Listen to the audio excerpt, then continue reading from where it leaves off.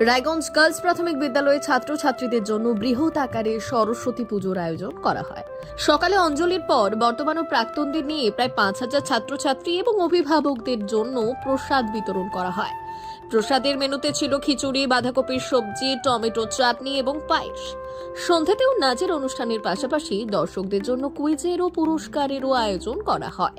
এবছর প্রায় 10,000 দর্শক রায়গঞ্জ গার্লস প্রাথমিক বিদ্যালয়ে সরস্বতী প্রতিমা দেখতে এসেছেন এবং বেশিরভাগই সেলফি তুলে নিয়ে যাচ্ছেন।